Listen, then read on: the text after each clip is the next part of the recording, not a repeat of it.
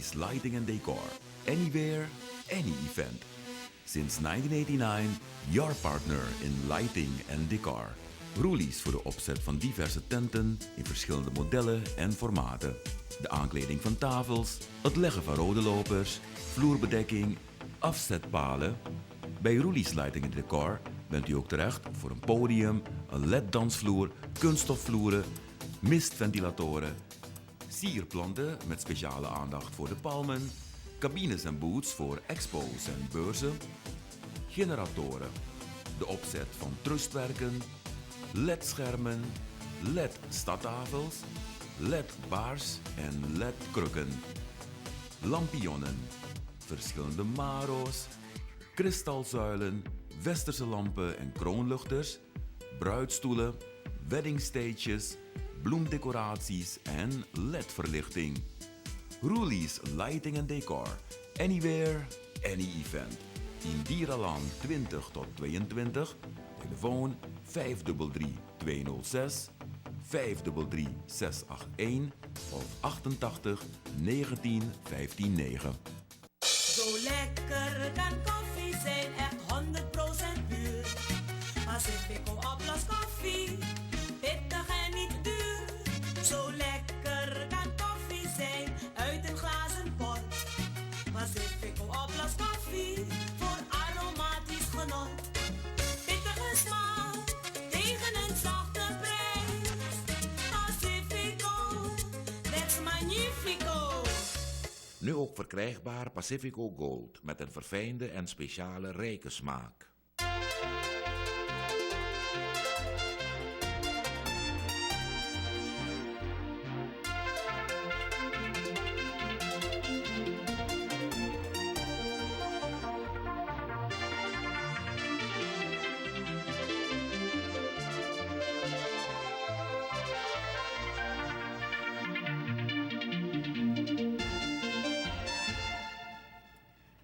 Hele goedenavond, dames en heren. Vandaag heeft voor de tweede keer de valutaveiling plaatsgevonden.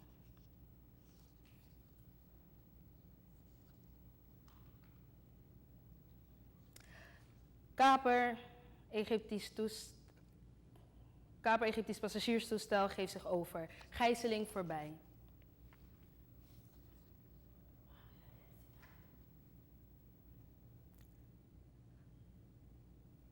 De Verenigde Staten geven geheime documenten uit de vorige eeuw vrij. It's been 40 years since Argentina was ruled by a military junta, a time when those who opposed the regime were systematically disappeared. Meer dan 100 computerexperts uit de Caribische regio zijn bijeengekomen in St. Lucia om een aanpak voor cybercrime te realiseren. The action plan is an acknowledgement that cyber attacks are up in the Caribbean region. Even as few cases are reported monthly and addressed, this is mainly due to lack of resources and perceived reputational damage. Controle op prijzen in de winkels laten wensen over.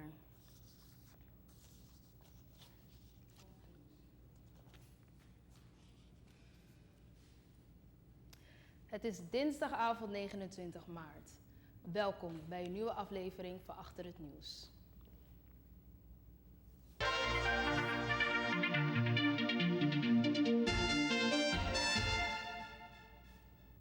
Vandaag heeft voor de tweede keer de valutaveiling plaatsgevonden.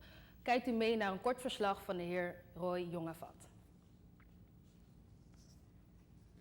De tweede valutaveiling die vandaag is gehouden heeft een verkoopkoers opgeleverd van 5,1540 SRD voor de US-dollar.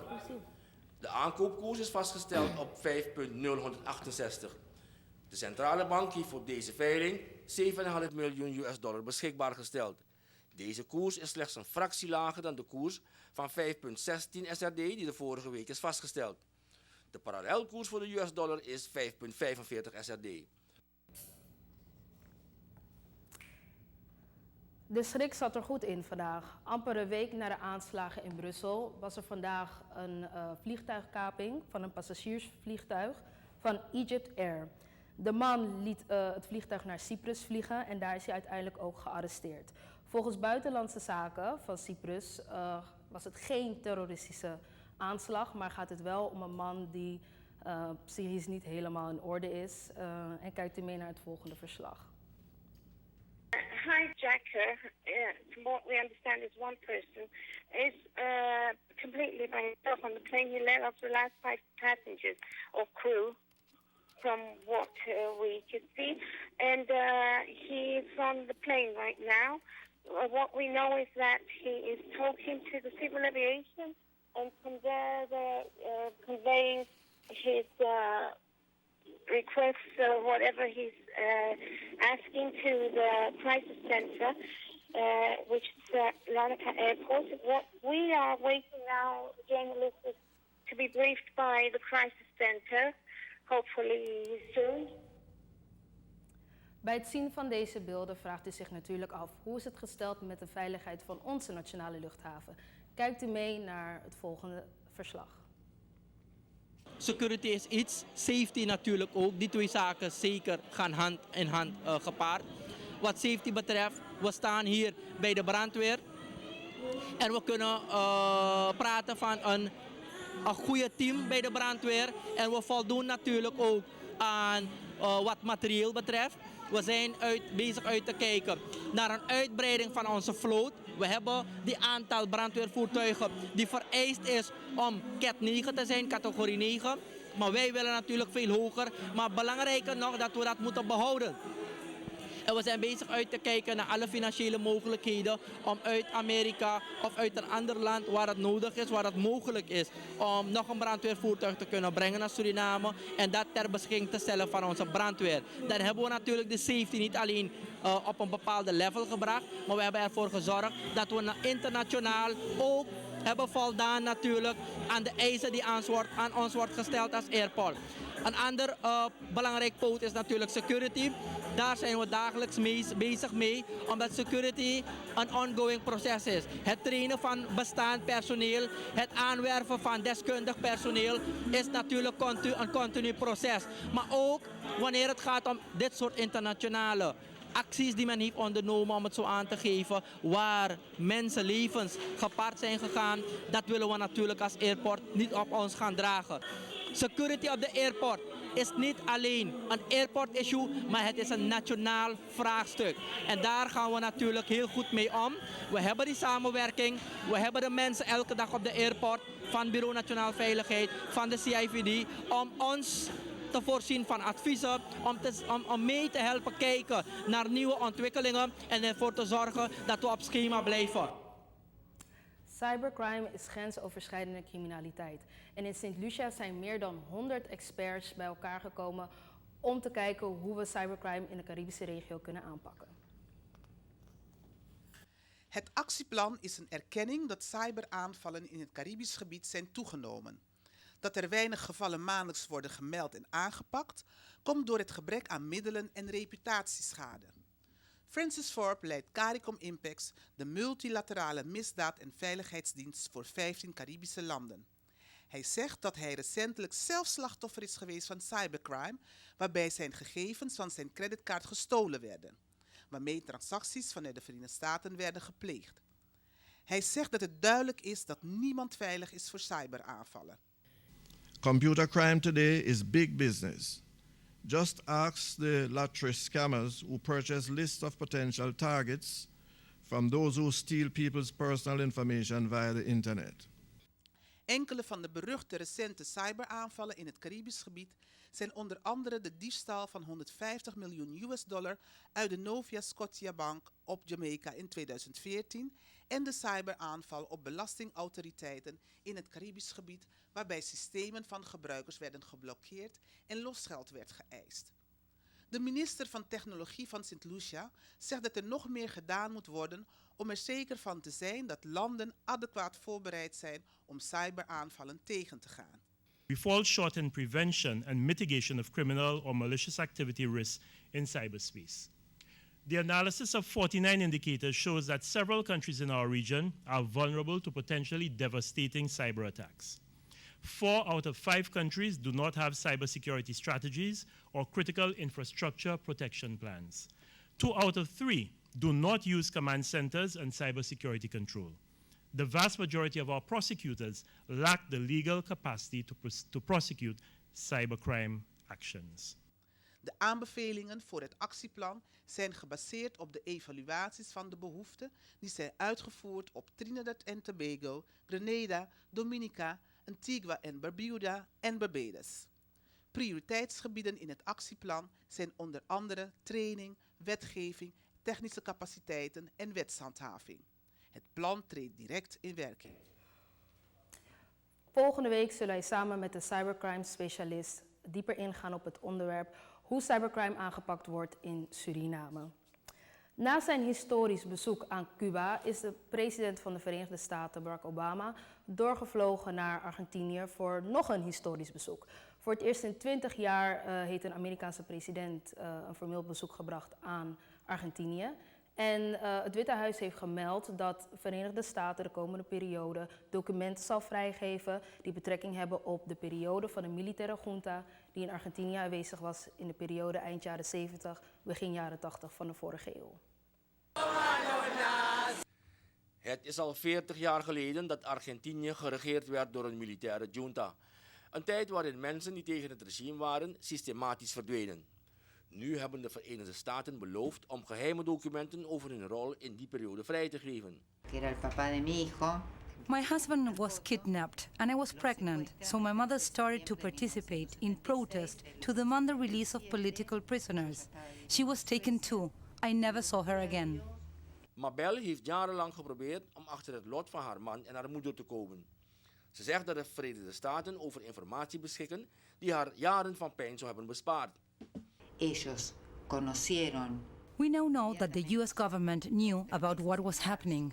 Some bodies were found in 1978. Those dead persons had been kidnapped with my mother.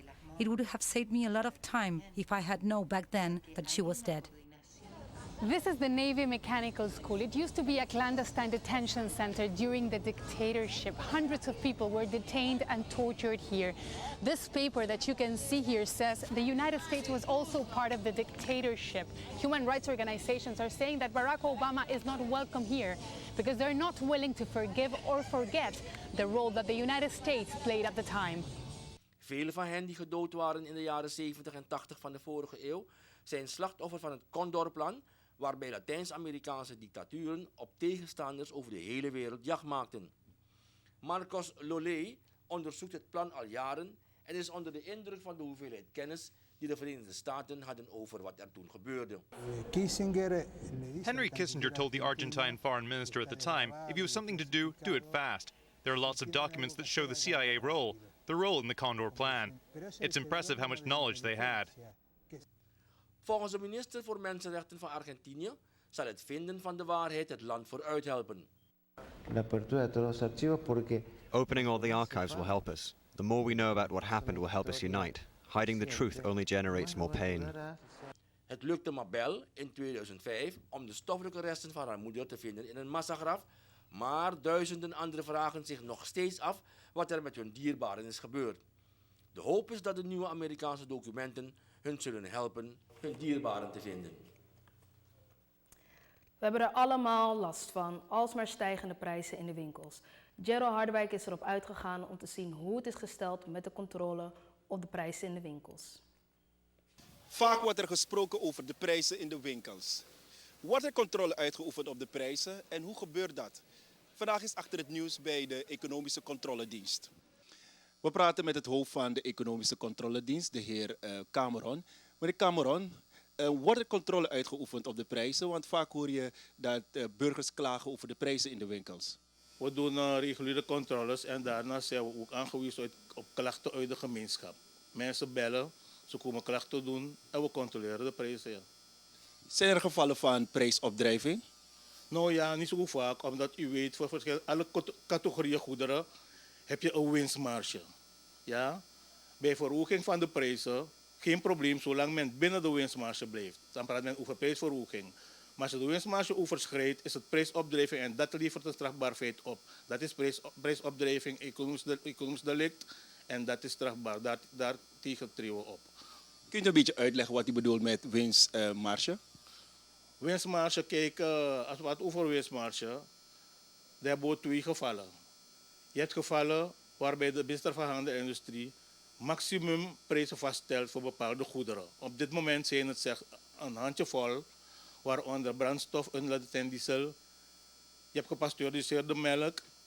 Je hebt een gasbom, propaan, kookgas. Die zijn de artikelen waarbij de overheid maximumprijs heeft vastgesteld. Voor alle andere categorieën goederen gelden de winstmarges zoals vastgesteld krachtens een wet. Dat is de wet, decreet E2A. Daar praat men over categorieën goederen. En die winstmarges mogen niet overschreden worden. Zodra de winstmarge overschreden wordt, is het een economisch delict. En dat levert dan het strafbaarheid op. Zolang men binnen de winstmarge blijft, geen probleem. En voor de mensen thuis, hoeveel is de winstmarge voor winkeliers? Ja, voor levensmiddelen is het niet nader genoemd, is het 25%.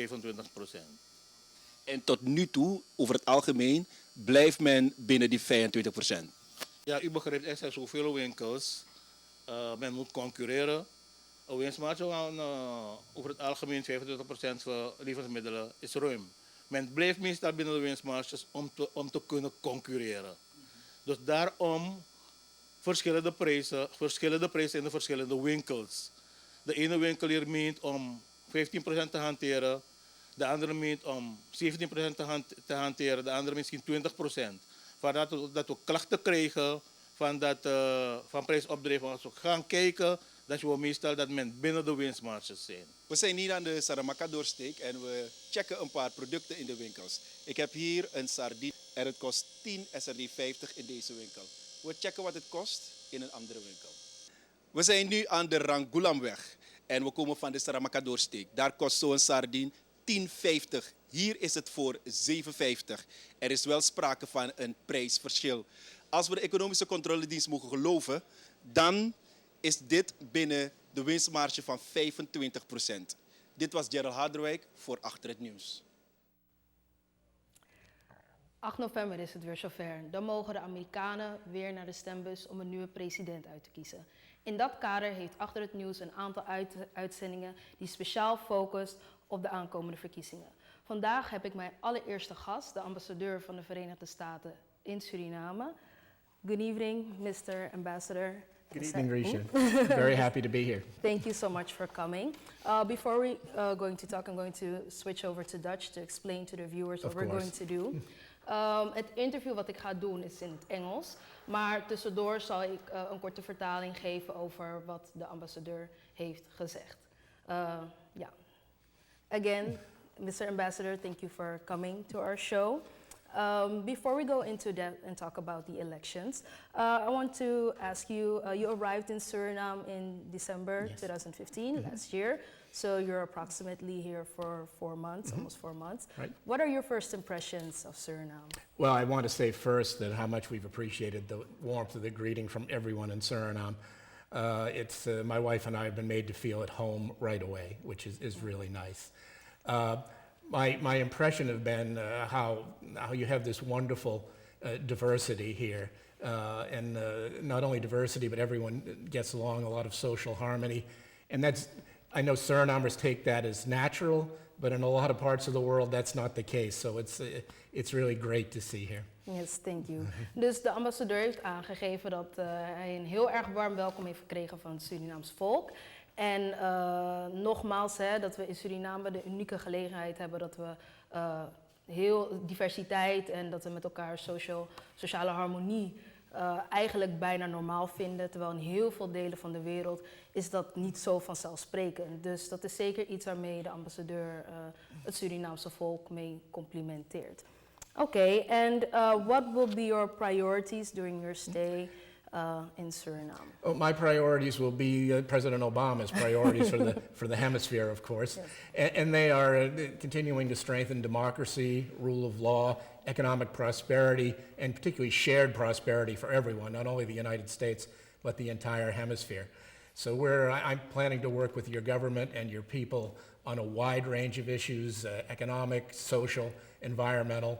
Wherever we can be of assistance and we have the means to help, we want to be helpful. Oké, dus de ambassadeur heeft gezegd voorlopig wat de prioriteiten zijn wat de prioriteiten voor president Barack Obama zijn. But the priorities of Barack Obama will last until the end of the year and after that we'll have another president. Barack Obama is nog president tot eind van dit jaar. Na 8 november weten we wie de nieuwe president gaat zijn. Maar de ambassadeur heeft aangegeven dat hij vooral wil samenwerken op het gebied van democratisering, van niet alleen Suriname, maar ook het westelijk halfrond, economische zaken, milieuzaken en gewoon kijken waar er niet alleen belangen voor Amerika behartigd kunnen worden, maar voor iedereen, Suriname en westelijk halfrond. Okay, so thank you so much for that explanation.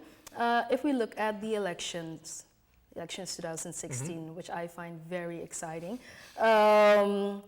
But not everybody's aware of the electoral process. So could you please tell us how does the election process in the United States work? Sure. Well, I think as you know, we have a very long process to elect our president that really starts a year and a half before the actual election, which will be in November. We're now in what we call the primary season. And in the primary season, the competition is within the two major parties. So the Republicans are competing for who will be their nominee, and the Democrats for who will be their nominee. And we have two ways that's done. We have primary elections, and in a primary election, which these are held state by state, and a primary election is like a regular election. People go into a voting booth, it's secret, they cast their ballot, the votes are counted. But we also have caucuses, and caucuses are more like town hall meetings. People go to a central meeting place, or several within a state, and they discuss the issue and they try to convince other people to support their candidate. And then at the end, there's a public vote, so people know who they're getting. And in that method, the candidates work to achieve a majority of the delegates. And if they get the candidate that receives the majority of the delegates will win the nomination at the national convention. Okay. Dus if I'm going to explain this to the viewers at home. Ja, dus we zijn nu in het proces van de voorverkiezingen. En tijdens die voorverkiezingen zie je dat de partijen, voornamelijk de Republikeinen en de Democraten, verkiezingen binnen hun partijen houden. Dat betekent, en dat kan op twee manieren, kan er dus uiteindelijk een kandidaat gekozen worden. Eén is via gewoon stemmen, hè, dus dat mensen binnen een staat naar een stemhokje gaan en dan kiezen voor een van de potentiële kandidaten voor een partij. En dan komt het op een gegeven moment uit wie de winnaar is en dan heeft die persoon die voorverkiezingen gewonnen. Een andere methode is via de caucuses, zoals ze dat zeggen. En dat is meer dat men bij elkaar komt in een soort gemeentehuis of gemeentehuis, zo kunnen we dat wel zeggen. En daar gaat men dan eerst elkaar proberen te overtuigen waarom er gestemd moet worden op een bepaalde kandidaat. En dan gaat er een publieke stemming plaatsvinden. En als een kandidaat de meerderheid van die stemmen krijgt, wint hij ook de delegates voor die staat. Dus dat zijn twee manieren hoe men de voorverkiezingen kan winnen. Oké. And who's actually eligible to run for president? Can anybody just sign up and become president? Any American citizen who is of the age of 35 and is what the Constitution refers to as a natural-born American may run. Now, there's some controversy about what natural-born American means in the Constitution. When it was written, it was never that clear, and the courts have never had to clarify it. So, and sometimes in our history, it seemed to mean that you had to have been born in the United States. In a more modern interpretation, it has been taken that if one of your parents was an American citizen when you were born, you were an American citizen at birth. But this has become a question again with particularly Senator Cruz, who was born in Canada, even though to American parents. And Mr. Trump at one point raised some question about whether he was eligible. It's not really being taken too seriously, though. Oké. Ja, dus wat de ambassadeur heeft gezegd is dat in principe voorheen was het zo of in de grondwet staat dat je een natural born citizen, dus dat betekent dat je echt geboren moet zijn binnen de VS. Maar nu is het zo dat je in ieder geval een van je ouders een Amerikaan moet zijn om te kunnen bepalen of je een Amerikaan bent bij geboorte. En hij geeft ook aan in een voorbeeld dat tijdens de voorverkiezingen Senator Cruz, die uit Amerikaanse ouders komt, maar die is geboren in Canada, de twijfel of is hij wel een echte Amerikaan of niet, maar mensen kijken daar doorheen en nemen dat niet zo serieus. Dus in principe, als je mag meedoen met de presidentsverkiezingen als je Amerikaans citizenship hebt, dus burgerschap, maar een van je ouders moet wel Amerikaans zijn. En I also believe you have to be over the age of 35. Yes. Dus je moet wel 35 jaar en ouder zijn. Dus geen jonge president, of tenminste onder de 35. Dus 35 jaar en ouder en Amerikaan. Okay. And you already touched upon the topic of political parties, the Republicans versus the Democrats. I know there are also other parties, but what are the other parties are there? And what is the major difference between the parties, and especially between the Republican and the Democrats, because those are the biggest parties, and mostly there will be the next president will come out of one of these parties. The other parties in America have traditionally been very small. Right now we have a party like the Libertarian Party, and we have a Green Party, but honestly they don't really factor into a national election. Because of the way our system is set up, that it's not proportional representation, it's what we call first past the post. It really discourages smaller parties because they don't get anything by getting 10 to 15% of the vote. So that has led throughout American history to having two major parties. Those parties have changed over time. It's not always been Democrats and Republicans, but it's always been two main parties. When you look at our two main political parties now, the Democratic Party and the Republican Party, they're broad parties. They have people with a wide range of views within each party. But very generally, the Democratic Party would be a little bit left of center, and the Republican Party would be somewhat right of center. And within each party, there are people who are more right or more left, but it tends to come back toward the middle at election time. Oké.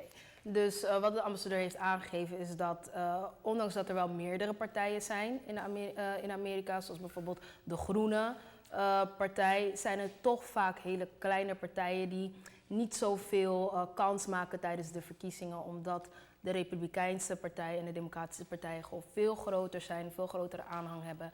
En het systeem van de VS is zodanig dat dus ze doen niet echt aan proportionele representatie, maar meer wie had als eerste de meerderheid, om het zo maar te zeggen.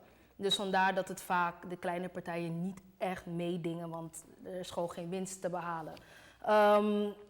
Als we kijken naar de Republikeinse partij en de Democratische partij, kunnen we zeggen dat de Democraten meer, als we het op een schaal nemen, politieke schaal, links, midden.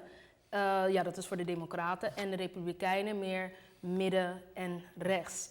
En binnen die partijen heb je een hele grote range van extreem rechts tot wat meer gematigd, de center, gematigd rechts. En binnen de Democratische partij heb je een grote range van mensen die heel erg links zijn tot gematigd links. Oké. I also want to talk about swing states, because that's a concept that's is going to be used very much. Before we go into that, there's a clip, I believe, about swing states. Perhaps we can get a look at the clip. The vast majority of America's states are considered solidly committed to one party. For example, California is unfailingly Democrat, while Texas always goes Republican. But others, like Florida, Ohio and Iowa, are open to persuasion. Ja, dus we hebben al gezien in het clip, as we already saw in the clip, some states are pretty much always either Republican or Democratic. However, there are a couple of states that can switch over time. So how does that really work? The one issue I would take with the clip is that's true in the current period, but which states are swing states has changed over time and will probably change again in the future. But right now, I think we could probably pull out a map of the United States and probably say how 30 to 35 of the states out of the 50 will vote on election day. It's largely because of demographics. It's where people have moved. It's religious and cultural factors. So we have a large number of states that probably will go Democratic and a number that will go Republican. There are probably 10 to 15 swing states that could go either way. And that's because they're in a partisan sense very close, 50-50, demographically mixed, ethnically mixed, people more religious, less religious. And that is where the candidates in the fall, the two candidates, will put most of their effort. So it'll be states like Florida, Ohio, Pennsylvania, Virginia. Those are swing states, and that's really where the election will be decided. Yes. Dus wat we in het clipje hebben gezien is dat doordat als we kijken naar de kaart van Amerika en we kijken naar de staten, dan zien we dat binnen die staten je hebt een bepaalde groep mensen, en dat kan bepaald worden op etniciteit, religieus, die altijd wel zullen gaan stemmen op een bepaalde politieke partij. Dus ongeveer tussen de 30 en 35 staten zullen altijd of republikeins stemmen of voor de democraten. Daarnaast zijn er nog om en bij 10 tot 15 staten en de ambassadeur heeft ze al opgenoemd. Voorbeelden zijn Florida, Ohio, Virginia, waar de groep die daar zit best wel vaak 50-50 is. Dus je hebt 50-50 kans op republikeinen en democraten. Dus het is altijd een soort nek-aan-nek race wie het wordt. En vooral in het najaar, dus september, oktober, in aanloop naar de verkiezingen, zullen die presidentskandidaten heel veel campagne gaan voeren in die staten om uiteindelijk de presidentsverkiezingen te winnen. I have one more question for you that I really would like to ask. What will be the most important topics for the American voters this election year? Well, that's always difficult to answer because you never know what will be the most important topics. In 2008, there was a hurricane, it wasn't Katrina, it was another hurricane that disrupted the Republican convention and became an issue. Then we had the financial meltdown in October. So it's really hard to predict. But I would say as a general trend, it largely has to do with the role of government in society. Democrats tend to prefer a more active government role in society, particularly in the economy. Republicans prefer a more hands-off government role in society, even though there are some issues that are social issues where Republicans may want a more activist government role. So a lot depends on what your view of what government's role should be. And I think in general that will be the issue. Of course, the economy is always vital to voters anywhere. And if people are feeling pretty good, they tend to stick with the party that's in power. If they feel not good, they may want to switch. So always the economy, I think the role of government, and you never know what foreign policy issue is going to come up and really change the dynamic between the conventions in the summer and the election in November. Okay. Ja, dus wat de ambassadeur heeft gezegd, welke issues, op mijn vraag, welke issues zullen van belang zijn voor de Amerikaanse kiezer. De ambassadeur heeft aangegeven, nou dat kan heel erg verschillen, maar wat vaak een belangrijk issue is de rol van de overheid. De Republikeinen die zijn vaak wat meer van handen af van de overheid, willen wat meer minder betrokken rol van de overheid, behalve op sommige bepaalde sociale issues, terwijl democraten vaak meer een actieve overheid willen. Daarnaast zal de rol van de overheid inderdaad een belangrijke zijn. De economie is altijd belangrijk voor de verkiezingen. En de ambassadeur geeft aan buitenlands beleid. We weten natuurlijk niet wat er gaat kunnen gebeuren de komende maanden en in aanloop naar de verkiezingen. Maar buitenlands beleid neemt altijd wel een belangrijke plaats in binnen de verkiezingen. Okay, well, Mr. Ambassador Edward Nolan, thank you so much. Thank you. For your answers to these questions. I know for sure that the viewers at home have learned a little bit about the elections. I know I did. And I'm really looking forward to the following months and what's going to happen. And thank you again. Thank you so much for coming. And I hope to see you another time, perhaps in our program. I've enjoyed it. Thank you very much. Oké, dames en heren, dit was weer een aflevering van Achter het Nieuws. Donderdag zijn we terug met Carlos Lindveld en ik wens u een hele fijne avond en tot dan.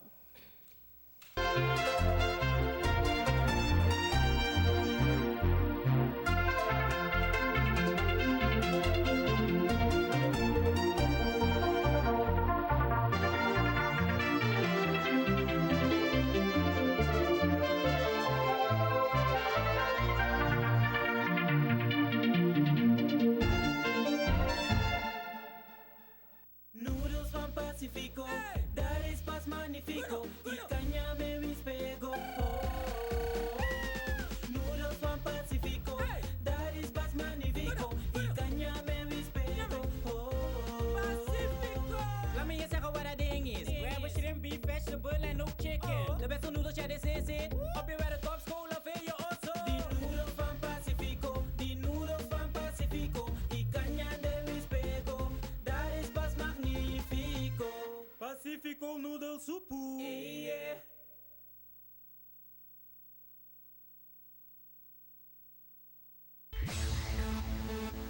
Roelie's Lighting and Decor. Anywhere, any event. Since 1989, your partner in lighting and decor. Roelie's voor de opzet van diverse tenten in verschillende modellen en formaten. De aankleding van tafels, het leggen van rode lopers, vloerbedekking, afzetpalen. Bij Roelie's Lighting and Decor bent u ook terecht voor een podium, een LED-dansvloer, kunststofvloeren, mistventilatoren, sierplanten met speciale aandacht voor de palmen, cabines en booths voor expo's en beurzen, generatoren, de opzet van trustwerken, LED-schermen, LED-stadtafels, LED-baars en LED-krukken, lampionnen, verschillende maro's, kristalzuilen, westerse lampen en kroonluchters, bruidstoelen, weddingstages, bloemdecoraties en LED-verlichting. Roelie's Lighting and Decor. Anywhere, any event. In Dierenlaan 20 tot 22. Telefoon 533-206, 533-681 of 88 19 15 9.